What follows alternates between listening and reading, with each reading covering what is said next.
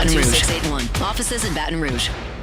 Now, the Hunt Palmer Show. I feel like I've been waiting for this my entire life. You're listening to the Hunt Palmer Show on 104.5 ESPN, Baton Rouge. Jolly good fun. Jolly good. Locking down the middle of the day. America's favorite daytime fun show. Live from the Raising Cane studio. This is Hunt Palmer. This is Hunt Palmer.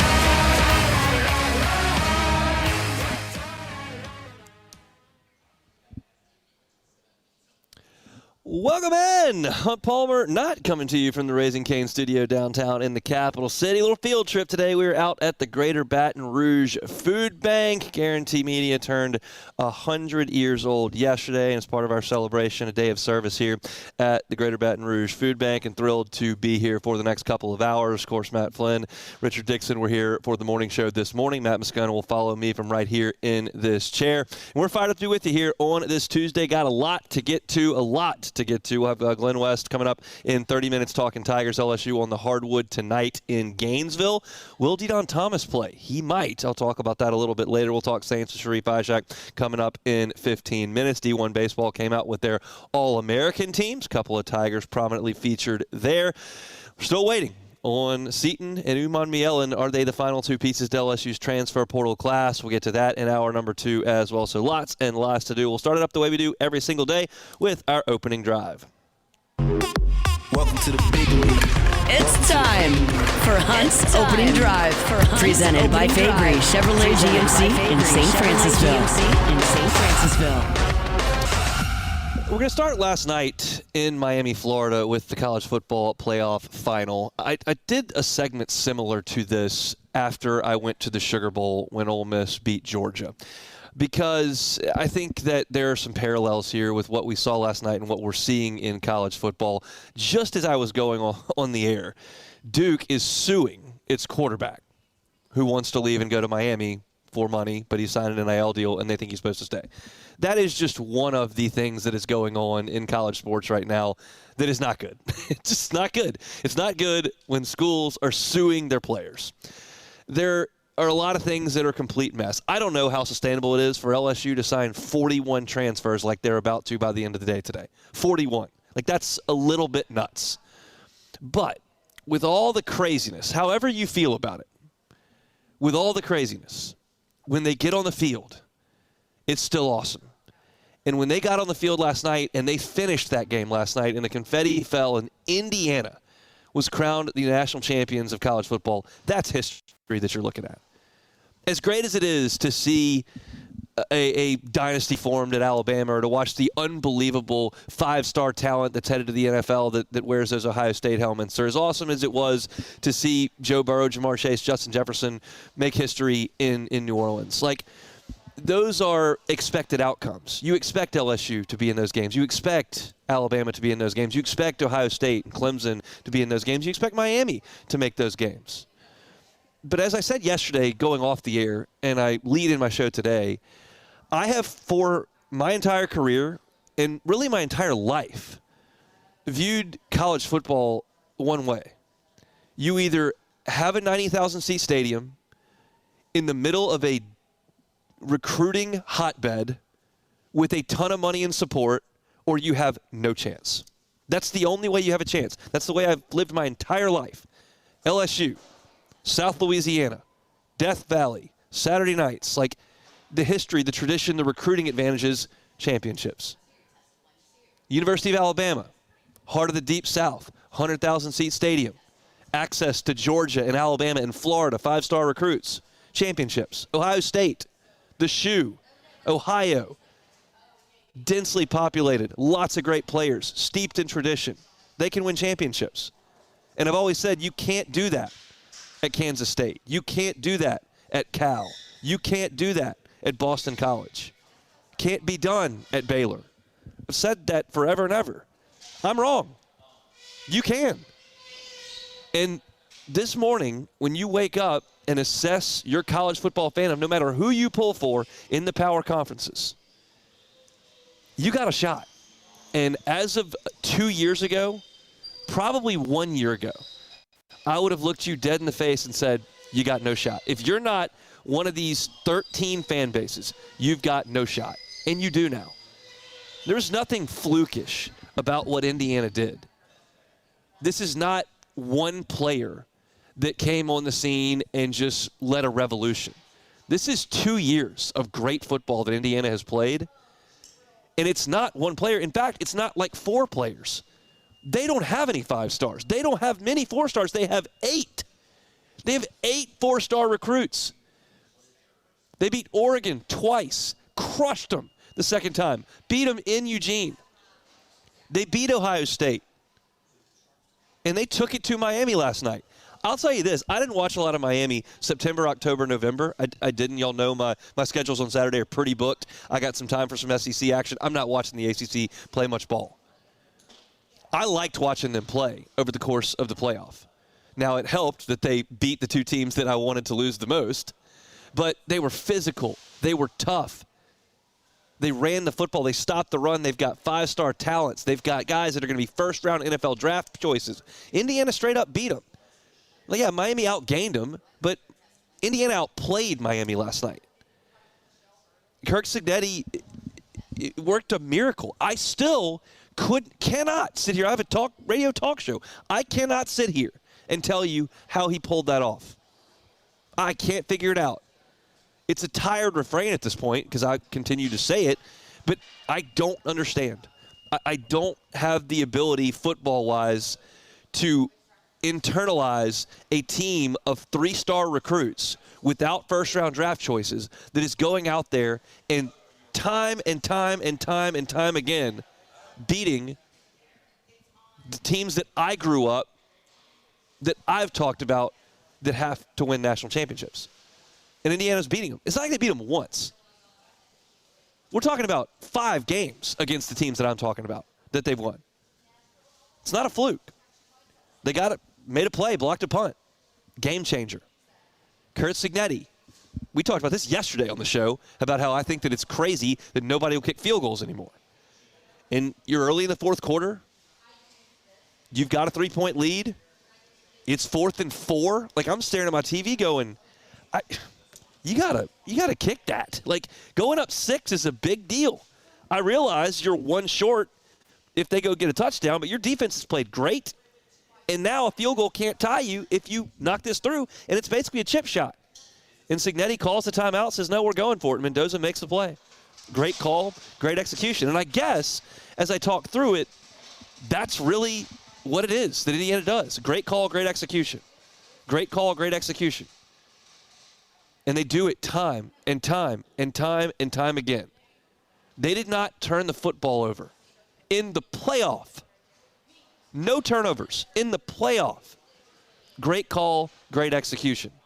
Mendoza's a good player. We'll see what he becomes in the NFL. He played like a warrior last night. You saw his arm all bloodied, lip bloodied. It was kind of reminiscent of the Elway helicopter in the Super Bowl when he's lunging over the goal line. And I think that it was great theater to watch Carson Beck go out there one more time and try to run it down. And they get into plus territory, and every touch that didn't go to Fletcher and Tony for Miami I felt was a wasted play because those 2 guys are so good. But Indiana makes the play. You got to make it. It's a bad throw by Beck, bad throw. But a great play by Indiana to seal it. And I have to reevaluate the way that I assess the entirety of college football. It probably needed to be reassessed after Indiana beat Ohio State and then beat Oregon and had won those games. But there's something to be said for getting all the way to the end and finishing the job. And Indiana finished the job. This was the worst program in the power conferences. When Kurt Cignetti climbed that podium and did the Google Me, I Win press conference, Indiana led the power conferences in losses, the most. And they went out there and won the national championship. It's amazing, and it changes the way you view recruiting. And I don't know if it'll be something. I don't know that it'll be something that happens annually. I don't think we're going to open the floodgates to just everybody knocking on championships doors. Ohio State's still going to be really good next year. Notre Dame's going to be really good next year. Georgia's going to be really good next year. Texas is going to have a lot of talent next year. This is not something that's going to happen all the time. But I truly, in my core, as of a year ago, believed it was impossible at a lot of places. And by the very definition, it is not impossible. If you get the right coach and you get the right transfers and you make the right calls and you execute them properly, you can do this. If Indiana can do it, then Texas Tech can do it, Arizona State can do it, Stanford can do it, Georgia Tech can do it, Virginia Tech can do it, Michigan State can do it, Mississippi State can do it. Ribs is here. You can do it. I didn't believe that 12 months ago, and you got to sit there and watch it. It had to be proved to me. They were clearly the best team in the country. Clearly. Not a fluke. Not a Cinderella run. 2 years of great football with a great coach, the right players, the right call, the right execution. They got it done. We're all pulling for blue blood down here in Baton Rouge and for Lane Kiffin, the high-dollar coach, to get all the five-star talent he can get and do it the way that we've always watched it be done. But Indiana didn't do it that way, and they didn't get lucky either. They were good. And last night was a historical night for me in collegiate athletics to watch that happen. I don't know what the future holds. I don't know what this era will look like and how many different champions we may see. My gut tells me that the usual suspects will still hover around that thing more often than not. But I won't be stunned if in 4 years I look up and Syracuse is playing for a championship. I have to now realize that can be done if you get the right guy. Now, it's not so easy to just get the right guy. Most people won't, but Indiana did, and they made it happen. Incredible stuff by the Hoosiers down on South Beach last night. So look at the college football playoff final. So got plenty to do here. Glenn West talking Tigers in 15 minutes.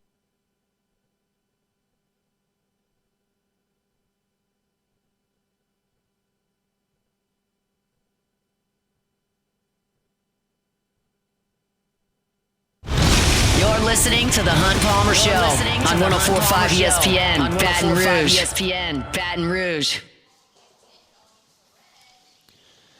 Back here at the Greater Baton Rouge Food Bank. You can check out the website, brfoodbank.org. If you'd like to volunteer, they would love to have you here at the Greater Baton Rouge Food Bank. In 2025, the volunteer hours, 56,800. It's about the equivalent of 27 full-time employees. If you'd like to volunteer here at the food bank, you can go to the calendar on the website. It's brfoodbank.org. Again, they would love to have you. Our Guarantee team been here all day. Started up in the morning at 7 o'clock with OTB. Got Eagle 98.1 here, 100.7. The Tiger is here as well. Talk 107.3 was here this morning. So we've had a great day here at the Greater Baton Rouge Food Bank. Appreciate them for having us, and appreciate you, the Baton Rouge community, for doing all you do to help keep this thing moving. Let's head out to the phone lines now. That's where we find our guy Sharif Ishak, WDSU down in New Orleans. Sharif, how we doing? Good, man. Good. How are you? Doing quite well. Let's talk some Hoodats. I specifically want to talk today about the secondary in this defense under Brandon Staley. It's undergone a lot of turnover. Lattimore was a stalwart. You thought you had another year of Tyrann Mathieu, and he abruptly retired right before the season. And I thought you saw some improvement from that group as the year went on. There's some youth there. What did you feel about the New Orleans Saints secondary this year? Yeah, they did get better as the season went along. You saw some strides from Quincy Riley, Jonas Stanker. Kool-Aid was a little bit of a roller coaster. He was up and down, but I feel like he ended the season kind of strong, especially whenever the team won 4 straight, won 4 of the 5. I thought he played much better. Still some things that he needs to clean up, obviously, like most of them do, but at least you saw the potential, which is a good word for them, potential. At least with Quincy, Kool-Aid, and Jonas, and just having Justin Reed back there, you're a veteran now, so it's there. It's there, but like I told you a few weeks ago or last week, that this team still could use another player in that secondary. How do you feel that's best addressed? I mean, I don't feel like many people think that's a possibility in round one. In the draft, I don't know how aggressive they're going to be in free agency. My guess is that Tyler Shuck's emergence maybe changes the clock on your aggressiveness in free agency. But like, where do you put secondary as far as the needs on the dry erase board for the Saints in the offseason? Well, one of the names you got thrown on the board is Alontae Taylor. What do you do? Yeah. Do you sign him? It feels like it could be an expensive sign. Or do you address it at number 8? Let's just say hypothetically, if Caleb Downs falls to 8, which would be a crazy thing to happen if he fell that far, you got to take him. You truly have to take a Caleb Downs if he falls to your number 8, and you figure out how to use him, because that's like a game changer in your secondary. But once again, it starts in free agency. Which guys are going to be out there? How aggressive do they want to be at that position? Because, Hunt, they have to be addressing some very important positions of need, starting inside of their offensive line before they can think of anything else. But they're going to have to think about what happens at slot, what happens at, if they need some depth at outside, another safety. Those discussions have to be had. I'm curious your thoughts on their aggressiveness in free agency. They're not in quote-unquote cap hell, which they usually are. But it's not as if they've got a ton of cash to spend. So, what do you think about their financial situation when you marry it with the fact that they may have their quarterback and you want to maximize the window where he's on that rookie deal? I mean, being like 20 to 25 million over the cap feels like they are like 100 million. That's just the funny part with them this year. They need to be semi-aggressive. They don't need to be super aggressive, because I think that their cap would be much better next year. I think that the smartest play here would be careful during free agency. Get the small piece. Don't go swinging for the fences this year. You address the positions that are kind of important if you could do it responsibly, and then take care of the rest to the draft. And that's the way I would approach it. You have to be semi-aggressive, but smart and responsible doing it, because that timeline is starting to kind of open up again. You're like, oh, well, this is what Tyler can do. Yeah. Let's see, put some pieces around him and see what happens this year. And then following year, next thing you know, you have more money and you probably have good draft picks again. And then boom, 2027 looks like that year for you. I mean, I pretty publicly went after the front office in the middle of the season when they were 1-7 or whatever it was. And then the quarterback looks like a hit, and some of these draft choices look like a hit, and your salary cap situation is a little bit better. Is there some renewed confidence in the front office because of the finish of the season, or is that something I'm just manufacturing? No, look, they deserve the criticism. With credit, you get criticism as well. It's just it goes both ways. They hit on 6, they hit on 17, and it looks like they hit on 2025. But now they have to do a little bit more. I know it's such a it's a crapshoot, man. I mean, you're not going to hit every year, but you don't want to absolutely bomb on your first round picks. And they've bombed on some of their first round picks. It seems like they're much better in the later part of the round than they are in the first round and second round. They have to hit on those picks a lot more than not, because that's where the issue has been with this franchise, is not hitting on those high picks. So they deserve the criticism, but this year they get the credit, and because we have been bashing Mickey and Jeff in the front office for the lack of picks and not having the right guys through the draft, but they did it. And they deserve credit. Look, as much as we've been bashing, we have to give them their credit. What's Spencer Rattler's future? That's a funny conversation I've had with a few people last week. I mean, you think about the quarterback market this year. How many of these teams are going to need quarterbacks? One guy who's out there that could probably return you some picks. I'm not saying it's going to be super high picks. Is Derek Carr. And they still hold it price, so they can get a pick out of it. I'm not saying it's a high pick. Maybe it's a 5th round pick, 5th and a 7th. But with Spencer Rattler, you dangle a pick. So you think, all right, man, one of these teams needs a pick. So we get a 4th or 5th round pick out of him. Started, 15, 17 games, whatever games. Maybe. But I just listening to Mickey Lewis, it feels like they do not want to get rid of him, because if something happens to Tyler, you don't have a reliable backup unless they bring in a veteran next year. But they got to play that one smart, because they can get some picks out of both of those guys that they have. It'd be smart, but I understand why they would want to keep Spencer. Let me go back to something you said there. Is there any buzz for Derek Carr coming back to the NFL? This would have to be the year. If he sits out another year, I can imagine that no one's going to be calling him. Or I understand the Saints still have his rights, and maybe the teams are thinking, oh, well, after next year, maybe we can call him. But 2 years removed from the league, I mean, you're not probably getting a phone call. You probably get a phone call to be a backup in case something happens to a star. But maybe the Raiders are crazy enough to call him back and call the Saints, but hey, but I just don't know with Tom Brady in charge. I just don't know if Tom's going to be like, yeah, you bring Derek in to be Fernando's, teacher. I just don't know. Maybe I'm just overthinking it. Maybe they do want to bring him in and help Fernando Mendoza.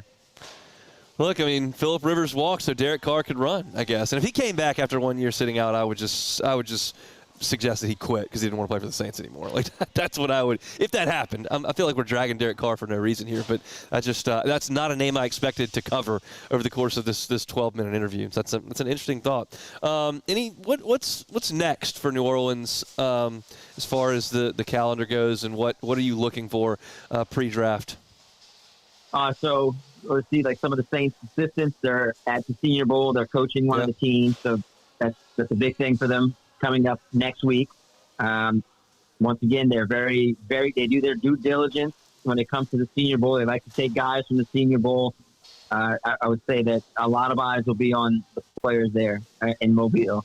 That would be number one. Then back to the drawing board. Do they make any kind of small adjustments to their coaching staff over the next few weeks?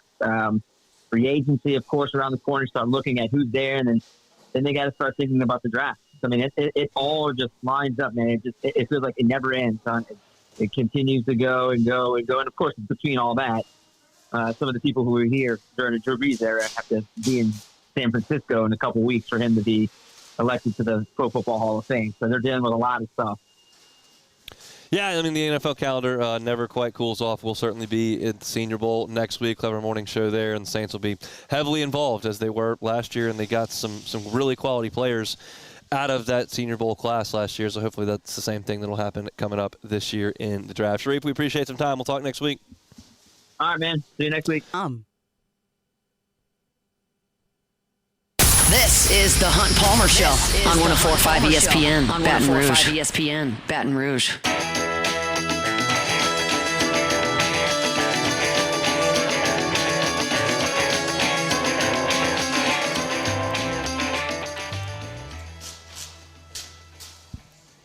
D1 Baseball's All-American teams for the preseason are out. Let you know how LSU's represented in about 15 minutes to close out hour number one here. We're at the Greater Baton Rouge Food Bank. Let's talk some Tigers. Glenn West, senior writer, Go 24/7 with us on Tuesdays. He joins us now on the Jim's Firearms Hotline. Glenn, how you doing?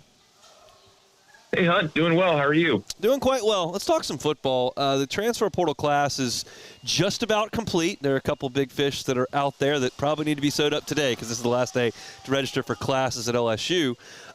So first I'll start there with Prince Will Umanmielen as well as Jordan Seaton. How do you feel LSU stands there, and what would those two guys mean to this portal class? Yeah, I think just to maybe start off where LSU stands, I mean, I think they're in a really strong position for both. I think it's just going to be a matter of, dotting the I's and crossing the T's and getting it over the finish line. But, I think in Seaton's case in particular, him not taking that trip yesterday to Oregon was really important for LSU to have him on campus for most of the day yesterday. And, our guys over at CBS Sports, Matt Zenitz, just reported a few minutes ago that that visit to Oregon has been canceled. So that's a good sign. He's still listening to other teams, but I think LSU wants to get this over the finish line as soon as possible with him. And same goes with Prince Will as well. I think he's somebody that, is going to be a highly coveted player if he's able to get across into that transfer portal. We still haven't heard word yet if he's going in officially or not, but I think all expectations are that does happen, and that LSU is going to be a major player for him as well. So you talk about adding one of the best offensive linemen in the portal, and then certainly one of the best defensive linemen in the portal. You get that left tackle spot solidified. You get that potential edge rusher spot solidified. That checks off a lot of the remaining concerns I think you have on this team right now, and I think raises the level of expectations and ceiling of this team immensely. I want to talk expectations. I mean, if they get those two, that would be 41 additions in this portal class. Yeah. How much different do you feel about the 2026 team today than you did on January 1st before the portal opened? Oh, I mean, so much different. I mean, there's just been so much turnover with this roster. And, I think as you kind of see the first few days play out and you see some of the guys that leave, And it really was kind of a slower start for LSU, I think, in the transfer portal. You know, the first few days they were picking up some interesting pieces at running back, interesting pieces at wide receiver, but they didn't really make a whole ton of big splashes the first few days. And then it just kind of came like a roller coaster. I mean, it just came one after another of just really big-time players out of the portal that they've been able to hit at really important spots of need. Obviously, the quarterbacks and getting the 3 on board last week was huge. I think they've done a good job of building out some of the competitive pieces that they're going to need on the offensive line. But if you bring in a guy like Seaton, I mean, that just kind of brings the whole room together, gives you probably your most 2 important positions on that line settled between him at left tackle and Braylon Moore at center. So you still have some competition there among 15 other guys to go get free spots. And so that's a really good position to be in if you're LSU, if you're able to get that over the finish line. But I feel like this roster is in a much, much better place overall. I think when you weigh what LSU lost in the portal versus what they've returned or gotten out of the portal and returned to the roster, this is going to be a very competitive team next year. I think this is the staff that if you look at, okay, how many teams can have like this 1-year rebuild and really compete at a very, very high level? Lane Kiffin and this offensive staff that he's brought in have proven that they can do that in very short order, and so I would expect it to be no different here at LSU. It gets me thinking about Ole Miss and how much they brought in for 2024 and how the expectation on that team, and then they fell short and everybody left, and then they were better this year. I guess that's just a credit to Kiffin, no?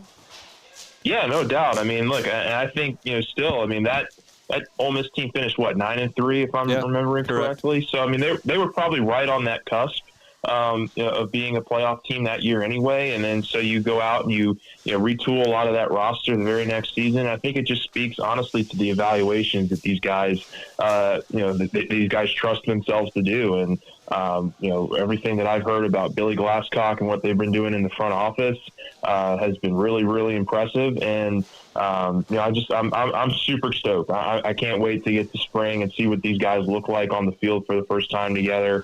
This is going to be a really important offseason for LSU and for Lane Kiffin, but I feel like they have on paper a lot of the right pieces in place. And if you're able to get, guys like Seaton and Prince Will to this program as well, that's just going to put this thing, I think, and raise it to another level. Do you think that this is how they're going to operate, to go this hard in the transfer portal every year? Do you think the plan is going to be to have more than the 15, 16 high school kids they're going to sign in this class and not to have this much turnover? Yeah, I don't know that you want to get up into the 40 range every year. Like even at Ole Miss, I mean, they would get into the high 20s and early 30s. But look, I think that this is going to be the play going forward. I think Lane Kiffin has found a strategy that works for him, that works for his program, and they're going to bring in probably pretty consistently 20, 25, maybe even 30 guys. And so I think what he has now at LSU, though, and why this is such an attractive job for him, is that he's going to have the recruiting base in Louisiana to fill out that portal class with a lot of really talented in-state players that they just continue to pump out in Louisiana. So you've seen it here over the last week or so. The coaches hitting the road to a lot of these Louisiana schools. Joe Cox popping up at Ruston, Kevin Smith popping up over a bunch of different places in Louisiana, George McDonald driving down to New Orleans and visiting all the New Orleans schools.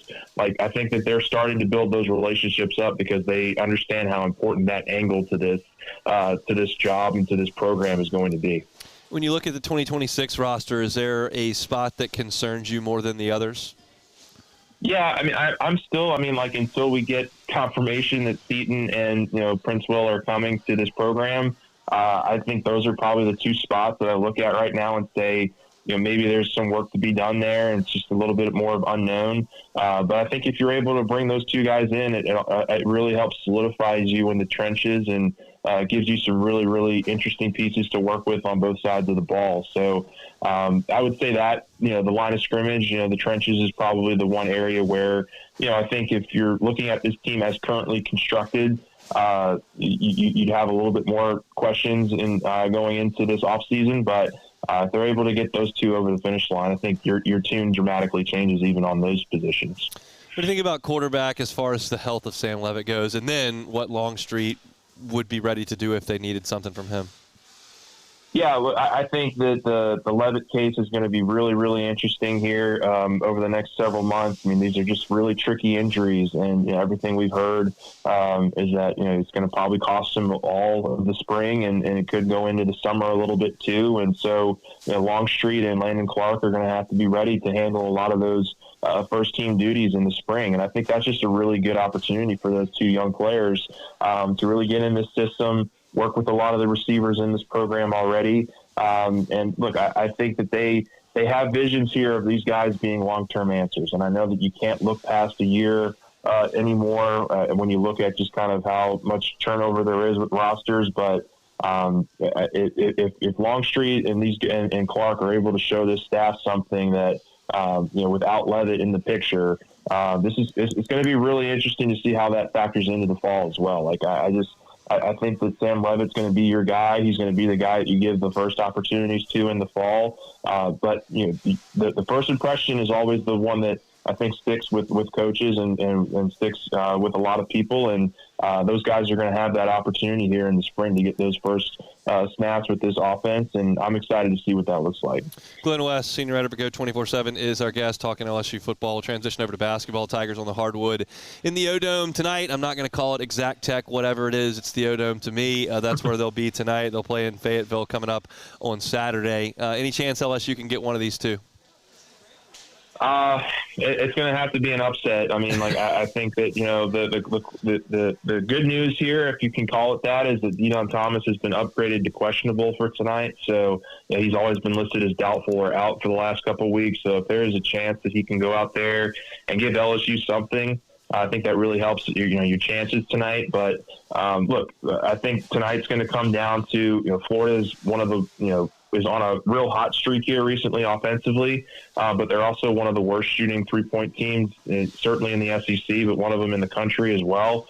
If you're able to get them off the three-point line, force them to beat you inside, which they're very capable of doing, I think that might be a strategy for LSU to try to attack here, is to just kind of make this a messy game. This is also a Florida team that turns the ball over quite a bit as well. LSU did a nice job of that in the Missouri game last Saturday of converting some of those turnovers into opportunities on the other end. So if you can make this a sloppy game and make it, kind of an ugly one for Florida, it keeps you in that game a little bit longer maybe. But the way that Florida's playing right now, I think it's going to be a real uphill climb for the Tigers to get this one tonight. This was always going to be the toughest week on the schedule, two of the toughest places to play against really good teams. So we'll see what the Tigers can do. They'll play tonight at 6 o'clock from Gainesville. Glenn, we appreciate the time. All right. Thanks, Hunt. You're listening to the Hunt Palmer Show on 104.5 ESPN, Baton Rouge.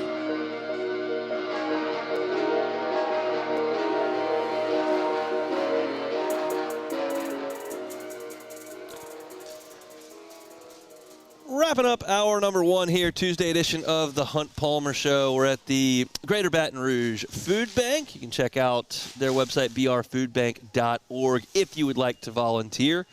They had an amazing turnout last year of volunteers. You want to check the schedule, you can do that at their website, brfoodbank.org. Last night, had the privilege of heading down to Metairie. Spoke with the St. Anne's Men's Club down there. Great turnout, and they want to hear about some baseball. I said, I'll talk some baseball with you. And they had the football game on, which was a nice bonus as well. It kind of got me in the mood to start talking a little bit about baseball. I'm going to go watch the guys scrimmage tomorrow after my show. They're scrimmaging at 3:30 at the box tomorrow, so I'm going to sneak over there after my show's over and catch a few innings there. But D1 Baseball put out their preseason All-American teams. And LSU is represented a couple of times. Derek Curiel, a first-team All-American in the preseason by D1 Baseball, of course, out in the outfield. He had a sensational freshman campaign and looking to build on that in what will very likely be his last college season, as he's a drought-eligible sophomore, but hit .345 last year for LSU.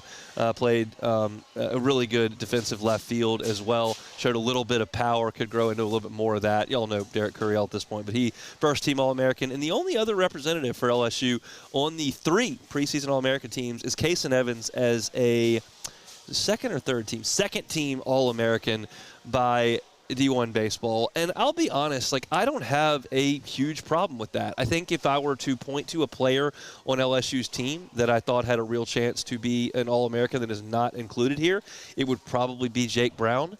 But I could also make a case for Stephen Milam, but that would be betting on potential and what we saw at the end of the season. Y'all all remember Stephen Milam going nuts in the postseason. He was sensational. He crushed the ball against West Virginia, hit an opposite field grand slam, was sensational there. Then in Omaha, he hit the ball as hard as anybody in the tournament up there at Omaha. But he did not have a good season. Stephen Milam played every SEC game for LSU, all 30 of them. He hit .211 in league play. .211. And he hit 6 home runs, which was tied for second on the team. Jones had 7, and then he tied Jake Brown had 6, and Luis Hernandez had 6. So he hit for a little bit of power, and he was sensational defensively, obviously. But he did not have a great season. So to try to put Stephen Milam on one of these teams over Rock Chalowski, who's going to be the preseason player of the year by just about everybody, and he's the shortstop. He's first team on this. You got Justin LeBron, who is a precocious talent. Now, he did not have a great season last year. It was better than Milam's, but it wasn't to the level. People were talking about Justin LeBron as being potentially the first pick in this next draft. He didn't play to that level. He hit .316 last year, which is not anything to it's just not a sensational season. But he had a better year than Milam. And then Tyler Bell from Kentucky is the third team. He hit .296 last year, did hit for a little bit of power, and is a good player, very, very good defender as well. But Milam's got a chance to be an All-American, but he's going to have to do what he did the last 3 weeks of LSU's baseball season for the duration of LSU's baseball season. And I had an interesting conversation with somebody at LSU's staff in the offseason back in December. And talked about Milam, talked about why he just seemed to not have it offensively for a lot of the season. And the thought was that something clicked for Milam in the SEC tournament. In the SEC tournament, LSU was struggling against Ole Miss. And they pinch hit for Milam. Jay Johnson pinch hit for Stephen Milam. And the thought was that struck a chord. And, whether or not it did, I don't know. And you would say, well, why'd you slump through a whole season and then you got ticked off, so then you kicked it into high gear? Who knows how much truth there is to that. But it certainly is the belief held there. And they feel like Stephen Milam's not going to hit anywhere near .211 in league play this year. He's way too talented a hitter for that.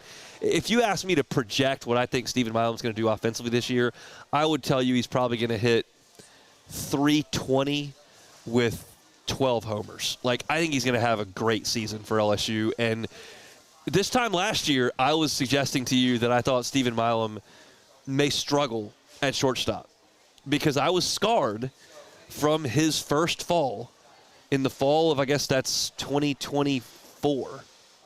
Fall of 2024. He was terrible defensively at second base. Every time I went out to the box, he was kicking one around. He was awful. And I was like, he was fine at second base in the season, but you're going to shift that guy over to shortstop? Well, he was the best defensive shortstop in the league. I guess so. I whiffed on that one. I don't get them all right. Trust me. I know that well. But I think that you've got a chance with Jake Brown and certainly Stephen Milam to have All-Americans, just not listed on this team. If I was looking to LSU on the pitching side of things for another guy that I thought could be an All-American, the potential is there for Schmidt. For him to go from what he was last year, which in 2 SEC innings, he got 6 outs in league play. He issued 11 walks. 6 outs, 11 walks in SEC play. To go from that to an All-American is quite a huge jump. But talent-wise, he certainly got it. If I was betting on somebody a little safer, I might go Cooper Moore. I don't think he's going to be an All-American. I think Cooper Moore is a very, very high floor third pitcher for you that can go out on Sundays and throw strikes and get outs. He was Kansas' ace last year. He had a good go of it in Big 12 play. But I feel like there's a high probability Cooper Moore is in LSU's rotation on opening weekend.